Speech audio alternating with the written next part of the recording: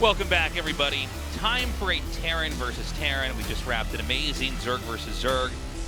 Rogue is out. He survives. He goes on to the round of 4 as the very first player to do so. As we get close to the end here of Group A. And again, I gotta say, I really didn't expect, out of all the people that could have gotten out first in this group, I thought Rogue was the least likely. I thought maybe, you know, with the downtime we had with StarCraft 2 before GSL and the EWC started up, and just kind of the previous results we've had in Rogue, you know, being, you know, away from StarCraft 2 for a little bit, I just thought he was, you know, like he always had a shot to advance. He's a good player, but to see him move out like this is wild.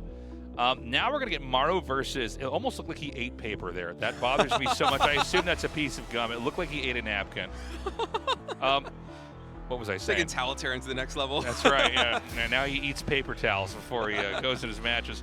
So, yeah, it's crazy to think it's going to be GuMiho and Maru, two players that are looking insanely good, are now going to have to TVT it out, and one's going to be knocked out. Yeah, two of the best TVT players in Korea as well. Yeah. You guys actually played, I believe, in the qualifying match for this season of GSL. Maru was able to win that series 2-0, but I mean, GuMiho is such a chaotic force in general in StarCraft 2, but in TVT, this guy, his build repertoire, it runs so deep. Maru's going to have to be prepared as we are in the elimination match. One of these guys is going to go on to the final match. One of them is going home. Let's go to Ultra Love.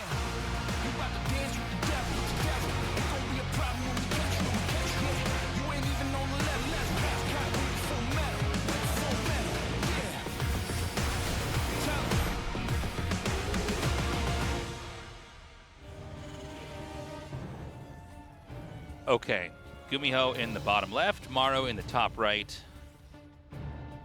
SCV moving out. Is it just one?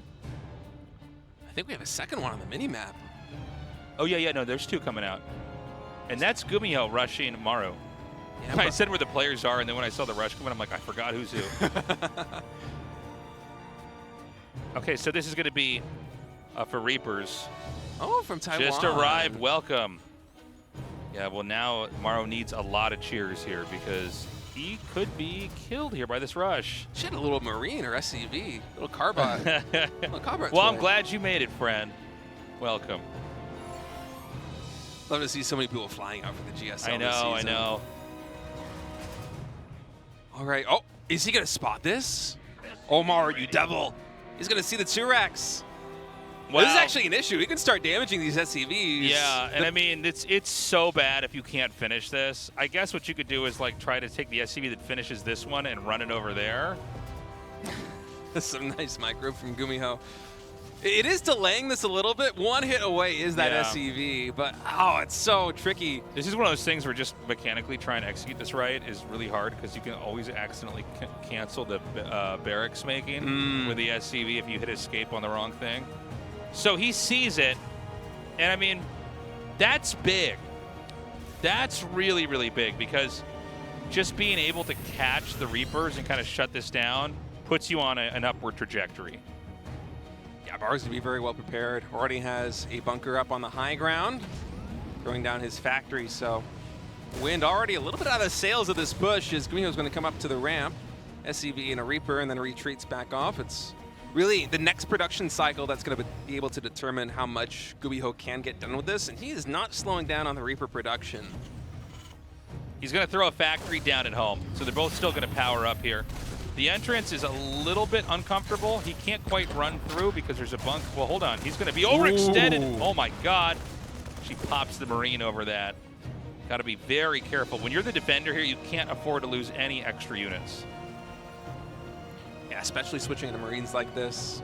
I'd be very careful with them because any damage on the Marine is going to be permanent damage until that medevac comes out. Oh, nice grenade. GuMiho diving a little bit. Retreats back off.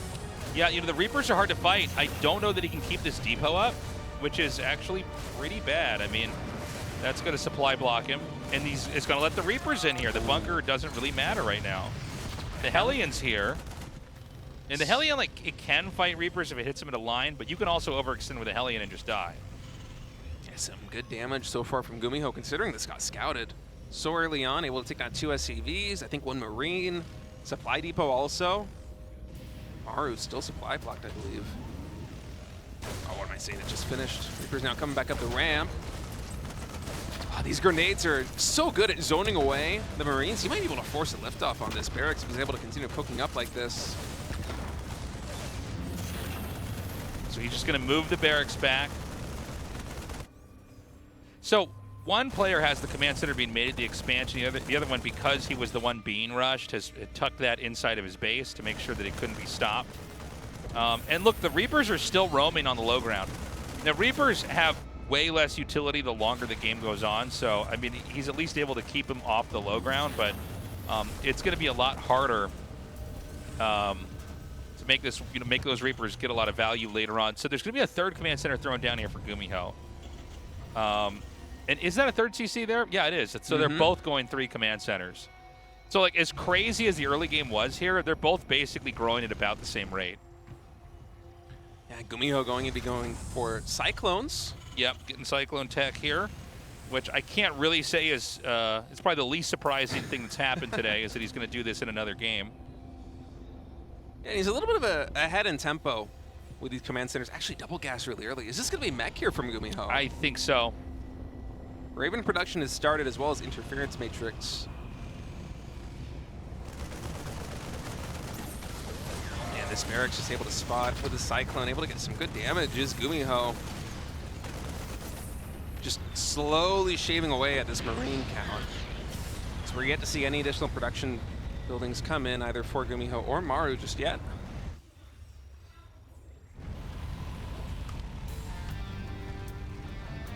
So right now, GuMiho still has, a bit more control of the game right now. Let's see if he can get something done when the Cyclone's out. We don't have the tank done yet. He's actually sending an SCV to repair this barracks, I think. Yeah, not bad. I mean, why not? Okay, and then the Reapers are going to run to the main. Yeah, it's a nice move. Hellions and Marines are on the low ground, but yeah, GuMiho does not want to overextend with this. Yeah. Raven made here for Maru. And the same is happening on GuMiho's side of the map as well. Yeah, two more factories here for GuMiho, so he's going to be foregoing the barracks, just going to play straight up mech.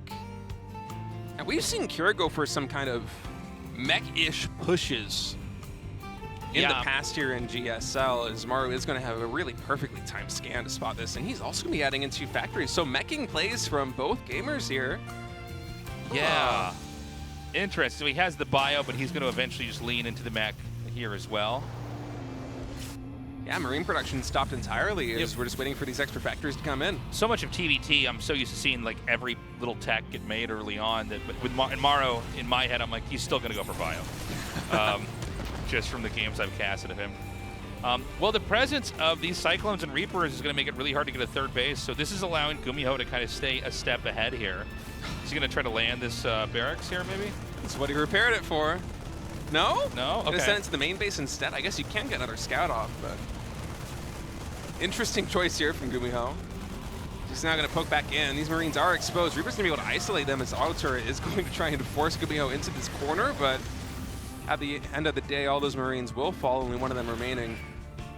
4 Ravens out for Maru, 3 for GuMiho. So interference matrix going to be plentifully available for both players. And actually, it's going to be Auto Turrets coming into the main base here. GuMiho going for some harassment. Only 2 SCVs going down. Man, gets these two armories immediately. Wonder if it would have been better to have the other ones placed over there too. And another CC's done. So I mean, what was a crazy pressure-filled game, we have players getting 4th bases super fast. I mean, in this case, GuMiho at 6 o'clock already with a command center started. More factories coming down. Keep in mind that Maru still trying to get those 2 armories up for the time being. Ooh, interference matrix on that tank, and of course a couple of turrets out, but really not too much potential to get damage done here for GuMiho. These Ravens, not a lot of energy in the bag. A lot of these siege tanks already sieged up right on top of that command center, but GuMiho, he is kind of gunning for a push. We don't have any Vikings on the board just yet, so The air is wide open. Actually, Maru made a 5th Raven behind all of this. Is GuMiho's going to try and siege up, and I believe he can hit the mineral line from this position. Oh, for sure. Oh, and he could just auto turret this down. Oh, he's going to do the disable here and try to push on his own. It's always funny when you have Ravens just shooting auto turrets underneath each other. Yeah. It's very hard to tell exactly what's happening whenever the auto turrets start getting thrown down. The Ravens here from Maru very low on energy, but he will eventually be able to push GuMiho back from this position. Another siege tank is going to fall, so it's not really that bad a trade here for GuMiho, but oh man, 4 more siege tanks. I think he doesn't want to let up on the pressure. Yeah. I must say, I'm kind of stunned, Tasteless, that we haven't seen a single Viking. You know, yeah, that's a good point. The way that my understanding of TVT works is that in positions like this, with so many Ravens and so many siege tanks, a lot of it comes down to the air battle, and it's very... I'm intrigued by the lack of Vikings that we're seeing. I mean, it's 6 Ravens right now for Maru, and still no Vikings on either side. I guess with command centers in such great numbers, scan is just plentifully available, so you can't really deny vision, but it feels a bit unique in TVT. I feel like we're watching the TVT meta evolve at a rapid pace here in GSL. You know, it's very cool to see GuMiho kind of continuously ice out the next base and the one after that, and the one after that.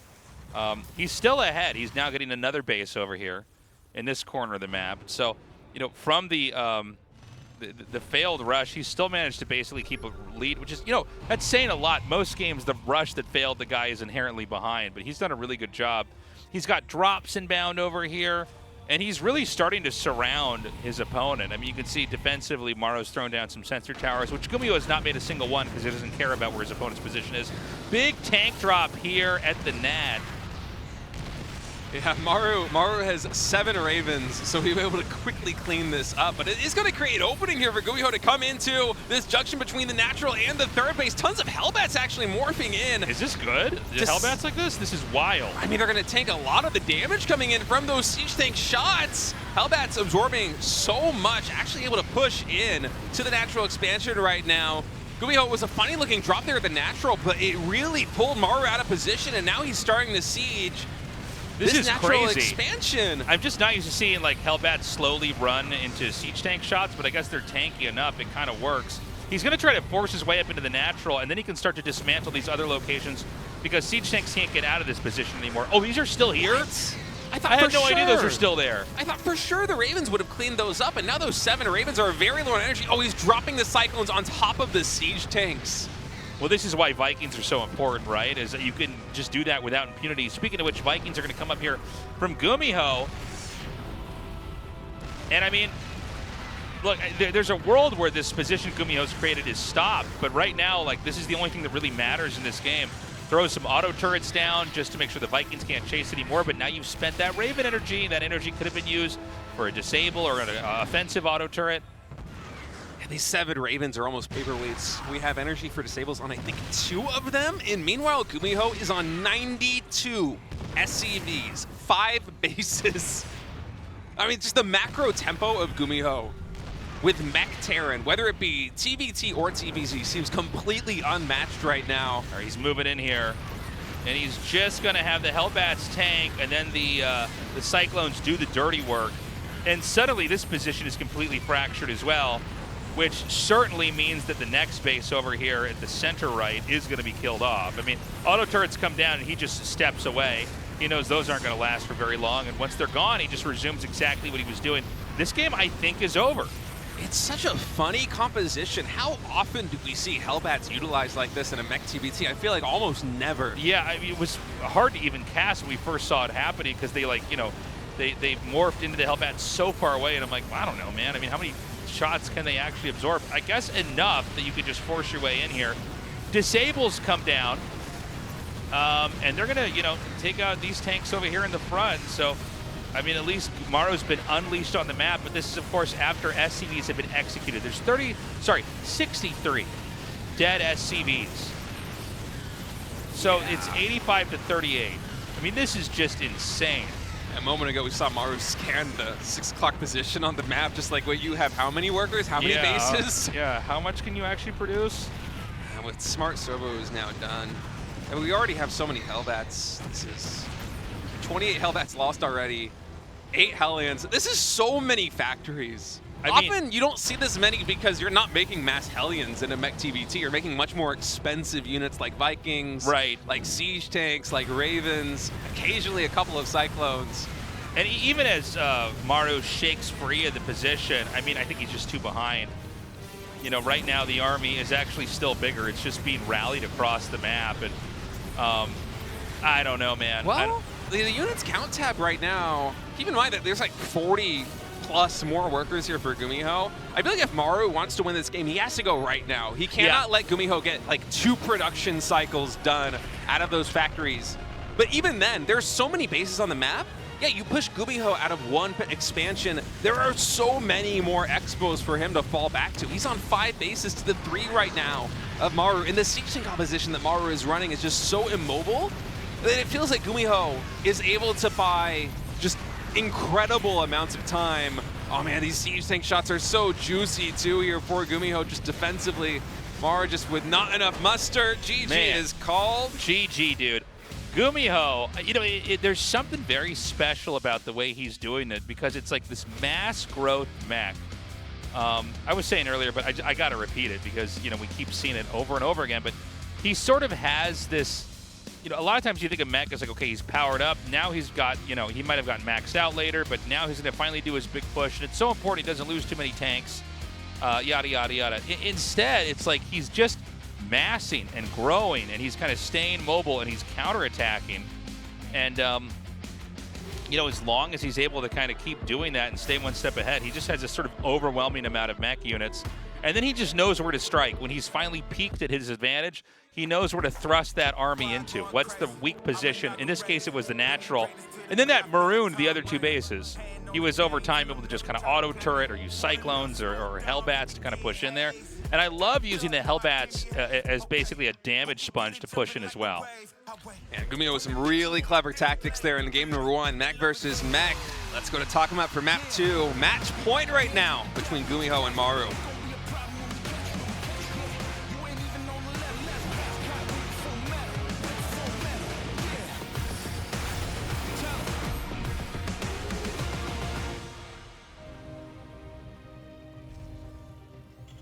Okay, GuMiho in the bottom left and Maru in the top right. We have GuMiho sitting SCV. 2 SCVs. 2 SCVs out again. So he's going to try once more. And let's remember, we generally say you don't want to do the same strategy 2 or 3 or 4 times in a row, but there's something kind of genius about doing the same cheese twice in a row because it really doesn't make sense. You know, it's so counterintuitive that a lot of times players won't expect it to happen, especially in a game where the rush was held.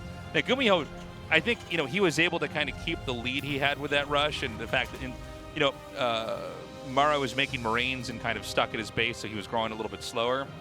Supporting Maru. You made the right choice. He needs it now.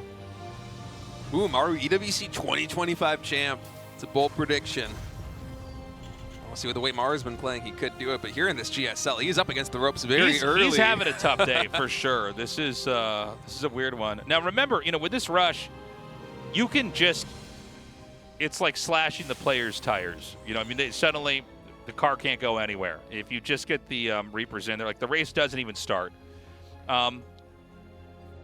So let's see if he's going to try that coming in here now.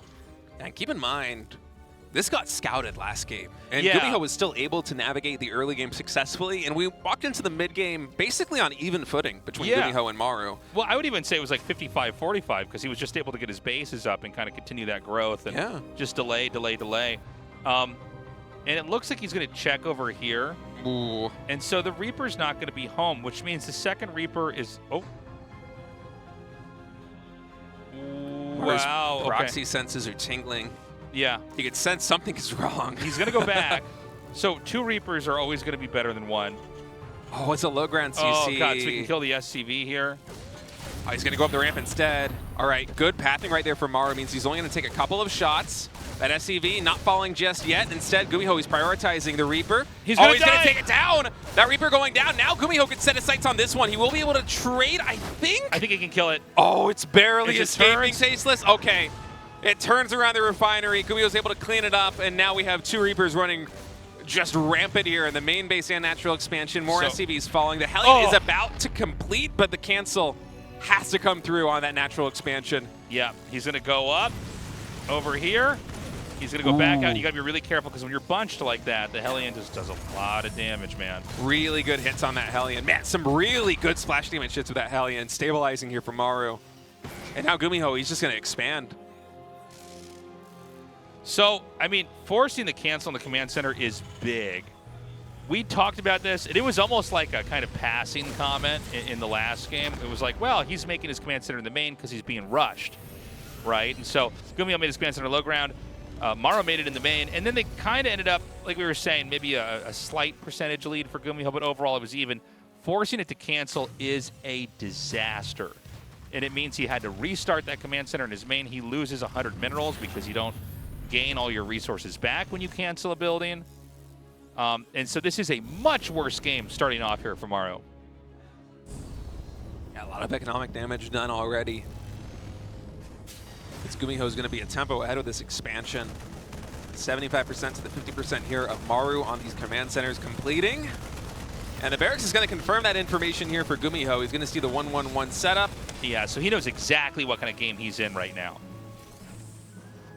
And the CC's about to finish, as is the gas. With the refinery already on the low ground, too. So GuMiho almost certainly going to be going mech again in game number 2 here against Maru.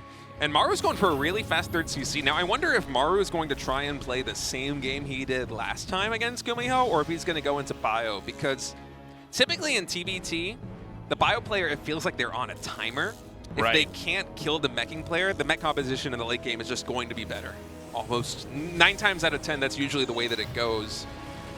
And given the fact that Maru is a little bit behind just from the early game, it would be a really bold move, in my opinion, to go into Bio behind this.